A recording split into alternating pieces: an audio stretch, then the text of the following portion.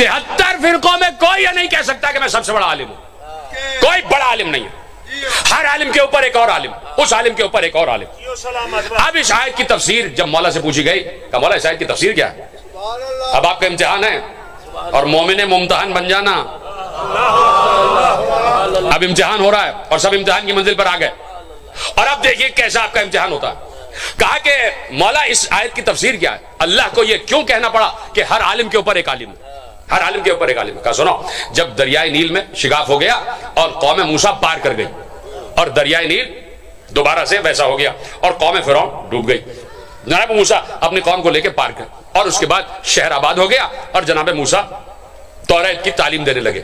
ایسے میں جناب موسیٰ اپنی قوم کے سامنے کھڑے ہوئے تھے اور کسی نے پوچھا, اے نبی اللہ, اس وقت اس روئے زمین پر سب سے بڑا عالم کون ہے؟ جناب موسیٰ نے کہا میں. جنہوں نے حیرت کا اظہار کیا میں ان کو دعا دے رہا ہوں, جیسے آپ نے آیت سنی ہے, جو حیرت کا اظہار کیا نا بالکل حیرت کا اظہار بن رہا تھا. کہا کہ سب سے بڑا عالم اس وقت روئے عرش پر کون ہے؟ جناب موسیٰ نے کہا میں. مجھ سے بڑا کوئی عالم نہیں, مجھ سے بڑا کوئی عالم نہیں. جیسے ہی معصوم کہتے ہیں, جیسے ہی جناب موسیٰ نے اپنی قوم سے کہا میں سب سے بڑا عالم ہوں, فوراً اللہ نے جبرائیل سے کہا جبرائیل تیزی سے جاؤ اور موسیٰ سے کہو یہ کیسے تم نے کہہ دیا کہ تم سب سے بڑے عالم ہو, نکلو اپنے علاقے سے, اور جہاں 2 سمندر مل رہے ہیں وہاں ہمارا ایک عبد بیٹھا ہوا ہے جو تم سے بھی زیادہ علم رکھتا ہے.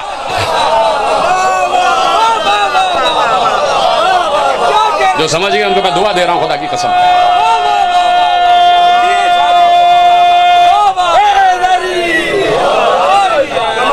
کہا جا 2 سمندر مل رہے ہیں, مرج البحرین ہو رہا ہے, وہاں ہمارا عبد ہے, جا موسیٰ اس سے علم حاصل کرو. جناب موسیٰ لرز گئے, سمجھ گئے کہ مجھ سے خطا ہو گئی ہے. جناب موسیٰ کوئی معمولی نبی نہیں ہے, رسول ہے. کتاب نازل ہوئی ہے جسے تورات کہتے ہیں, جس سے اللہ بات کرتا ہے, اس سے اللہ کہہ رہا ہے تم سے بھی بڑا عالم موجود ہے. اب کیا رہ گیا؟ 2-4 لوگ علامہ اقبال بن کے بیٹھ گئے. بھائی علامہ اقبال نہ بنیے, قمبر بن جائیے. ایسے نہ بیٹھے علامہ اقبال کی طرح, مجھ سے باتیں کریں اور بتائیں کہ آپ تک جملے پہنچ رہے ہیں. جناب موسیٰ کلیم اللہ, جناب موسیٰ عالم تورات جن پر تورات نازل ہوئی ہے, جناب موسیٰ اللہ کا نبی اور نبی کے ساتھ رسول. اللہ اس سے کہہ رہا ہے تم سے بھی بڑا عالم موجود ہے. اس کا مطلب ہے کہ سارا کا سارا علم تورات میں نہیں تھا.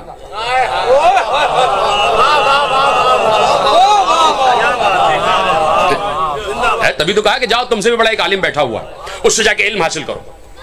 اب معصوم نے کہا کہ دیکھو موسیٰ کی غلطی نہیں تھی, اس لیے میں اپنے محترم اہل سنت برادران کی خدمت میں ہاتھ جوڑ کر جملہ عرض کرنا چاہتا ہوں, اس لیے ہم آل محمد کے در پر سر تسلیم خم کرتے ہیں کہ آل محمد نے ہر نبی کی عزت رکھی ہے. الزام لگ جاتا جناب موسیٰ پر کہ غرور کی منزل پر آ گئے تھے, نہیں, آل محمد نے کہا نہیں یہ بات نہیں تھی, غرور نہیں کیا تھا. کہا کہ موسیٰ اس وجہ سے کہہ رہے تھے کہ میں سب سے بڑا عالم ہوں, کیوں؟ اس لیے کہ ان پر اللہ کی کتاب نازل ہوئی تھی. تو وہ سمجھ رہے تھے کہ جس پر اللہ کی کتاب نازل ہوتی ہے اس سے بڑا کوئی عالم نہیں ہوتا. اس لیے انہوں نے کہہ دیا موسیٰ خطا پر نہیں تھے, ہاں ترک اولا ہوا تھا. تو جاؤ موسیٰ, وہ ہمارا عبد من عبادنا, قرآن کہہ رہا کہ ہمارے بہت سے عبادت گزاروں میں سے ایک عبد ہے, جاؤ اس سے ملاقات کرو, وہ تم سے زیادہ علم رکھتا ہے, اس سے علم حاصل کرو. جناب موسیٰ نے اپنے وسیع کو لیا اور چلتے چلتے مرج البحرین پہ پہنچ گئے, جہاں 2 سمندر مل رہے تھے. وہاں جناب خضر سے ملاقات ہوئی, جناب خضر سے ملاقات ہوئی, اور جناب خضر کو سلام کیا, اور سلام کرنے کے بعد قرآن کی آیت آپ کے حوالے کر رہا ہوں, ترجمہ آپ کے حوالے کر رہا ہوں. جناب خضر کو سلام کیا اور سلام کرنے کے بعد موسیٰ صاحب تورات, کلیم اللہ, نبی, رسول, جناب موسیٰ نے جناب خضر سے کہا کیا آپ مجھے اپنی شاگردی میں لیں گے؟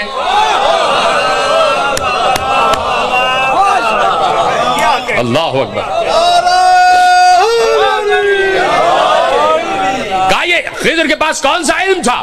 قرآن نے کہا وَعَلَّمْنَاهُ مِن لَدُنَّا عِلْمًا, خضر کے پاس علم لدنی تھا، خضر کو ہم نے براہ راست علم دیا تھا، کتاب کے ذریعے نہیں،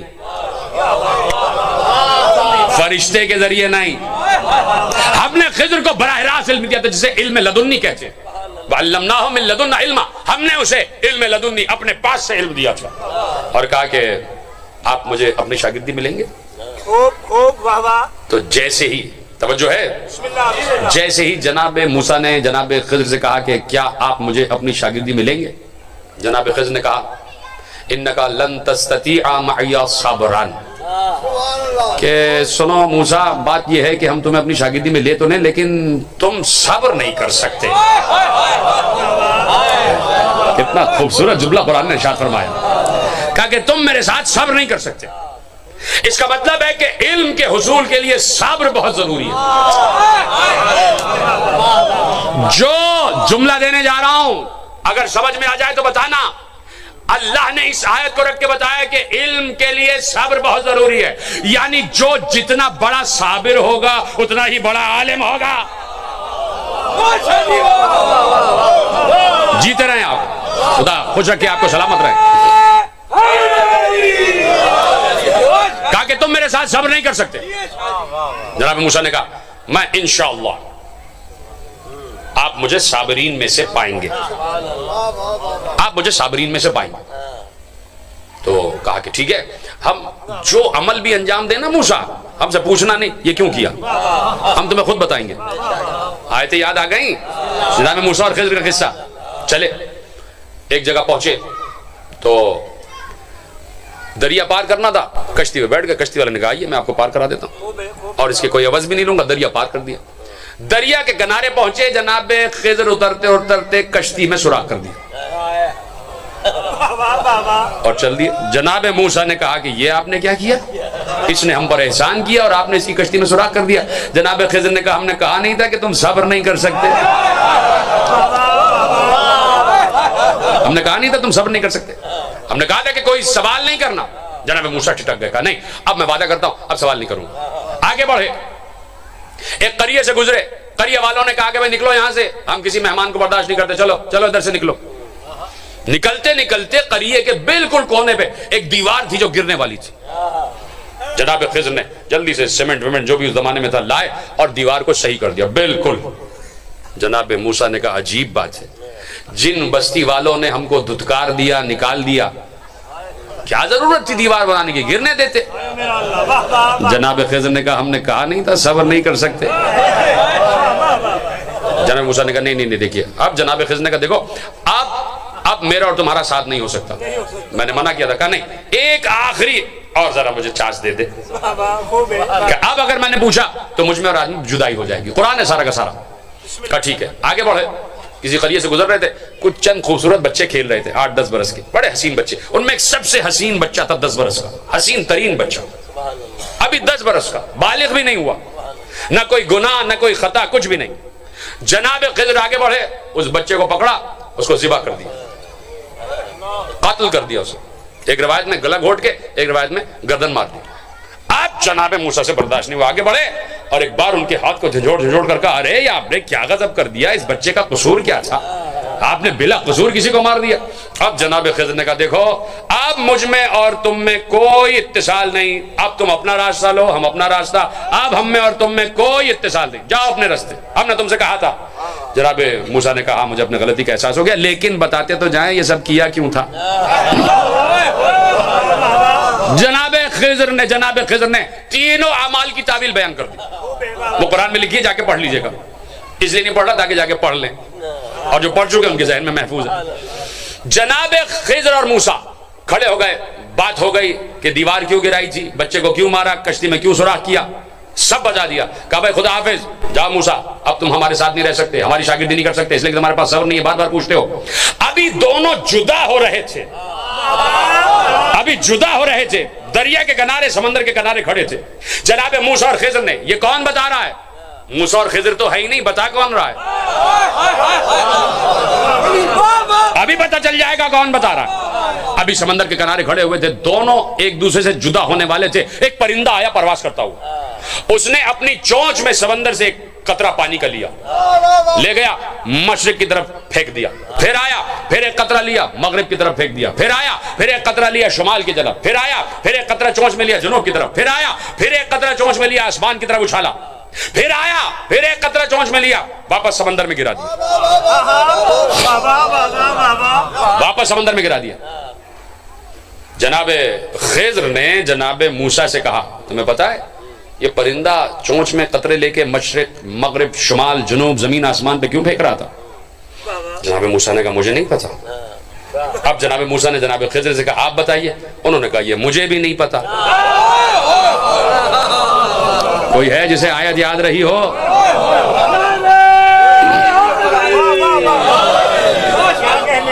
قرآن کہہ رہا ہے وَفَوْقَ كُلِّ ذِي عِلْمٍ عَلِيمٍ, ہم نے ہر عالم کے اوپر ایک عالم رکھا ہے, ہر عالم کے اوپر ایک عالم. تو اب جناب خضر نے جیسے ہی جناب موسیٰ نے پوچھا جناب خضر سے آپ کو پتا ہے, جناب خضر نے کہا مجھے بھی نہیں پتا. اور قرآن نے مسکرا کر کہا ہم کہتے نہیں تھے ہر عالم کے اوپر ایک عالم ہے, ہم کہتے نہیں تھے ہر عالم کے اوپر ایک عالم ہے, ہر عالم کے اوپر ایک عالم ہے. تو اب جناب خضر نے بھی اپنی محدود علمی کا اعلان کر دیا, کہا میں بھی نہیں جانتا. ابھی دونوں آپس میں محو حیرت تھے کہ معصوم کہتے دور سے نہ معلوم کہاں سے ایک جوان آتا ہوا دکھائی دیا.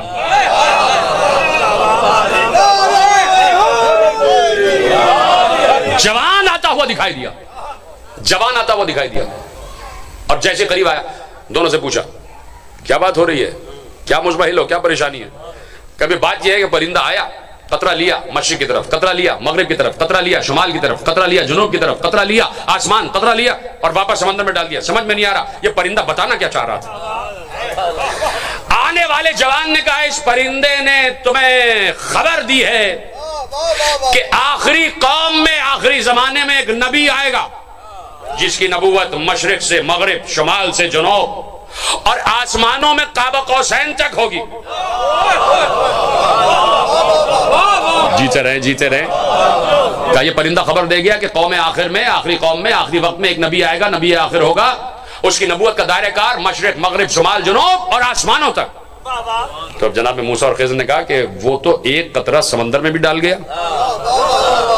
کہ سمندر میں ڈالنے کا مطلب کیا ہے؟ کہ سمندر میں ڈال کے وہ یہ پیغام دے گیا کہ اس نبی آخر کا ایک وسیع ہوگا جس کا علم تمہارے مقابلے میں اتنا ہوگا جیسے سمندر کے مقابلے میں ایک قطرہ.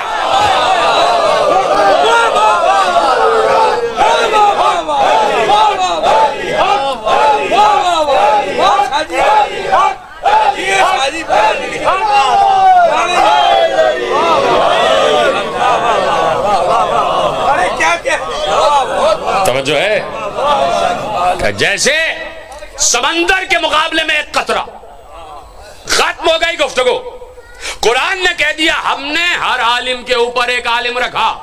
جناب موسیٰ نے اعلان کیا میں سب سے بڑا عالم. اللہ نے کہا نہیں تم سے بڑا ایک عالم موجود ہے, جاؤ اس کے پاس. جناب خضر کے پاس پہنچے تو موسیٰ سمجھ رہے تھے خضر سب سے بڑا عالم. خضر نے اپنی کم علمی کا اعلان کیا اور قرآن نے کہا ہم نے ہر عالم کے اوپر ایک عالم رکھا. نہ پتہ چلتا کہ وہ آنے والا جوان کون تھا اگر منبر کوفہ پہ علی نے نہ کہا ہوتا انا معلم خضر و موسیٰ.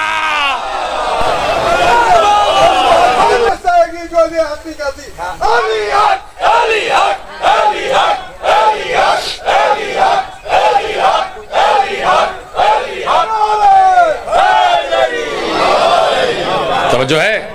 پریشان دنیا ہو کے دل لگا ہوا آپ کا تقریر میں, موضوع آپ کے حوالے ہو رہا ہے. علی کہہ رہے ہیں انا معلم خضر و موسیٰ, میں ہوں موسیٰ اور خضر کو تعلیم دینے والا. قرآن کہہ رہا ہے ہم نے کہا نہیں تھا کہ ہم نے ہر عالم کے اوپر ایک عالم رکھا ہوا ہے, ہم نے ہر عالم کے اوپر ایک عالم رکھا ہوا ہے. لیکن خدا کی قسم علی کو سلام کہ علی نے قرآن کی آیت کا بھرم رکھا. دنیا سمجھ رہی تھی کہ علی کے اوپر کوئی نہیں. علی نے ایک بار جیسے ہی سلونی کہا فوراً کہا ھذا لعاب رسول اللہ.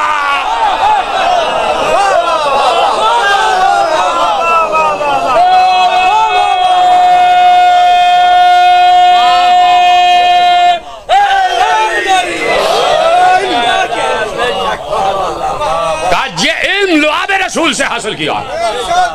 دونوں ایک ہی نور کے تو ٹکڑے ہیں نا بھائی, دونوں کا علم برابر ہی تو ہوگا نا. لیکن علی نے بتایا کہ میں چونکہ ادباً رسول کے بعد آیا. یہ تو بڑا ادبی جملہ تھا, جو سمجھ گیا اس کو میرا سلام ہے. دونوں ایک ساتھ خلق ہوئے تھے, لیکن علی نے ادباً بعد میں آنا قبول کیا کہ پہلے بڑا بھائی چلا جائے. علی بعد میں آئے اور علی نے کہا ھذا لعاب رسول اللہ, یہ وہ علم ہے جو لعاب رسول سے حاصل ہوا تھا. علی نے اعلان کر دیا روئے عرش پر سب سے بڑا عالم رسول, روئے عرش پر سب سے بڑا عالم رسول علی نے اعلان کر دیا. لیکن قرآن کی آیت اپنی جگہ موجود ہے, ہم نے ہر عالم کے اوپر ایک عالم رکھا ہے. لوگ سمجھ رہے تھے رسول سے بڑا کوئی عالم نہیں. ایک بار رسول نے کہا وما ينطق عن الهوى ان هو الا وحی یوحی, میں بھی اپنی مرضی سے نہیں اللہ کی مرضی سے بولتا.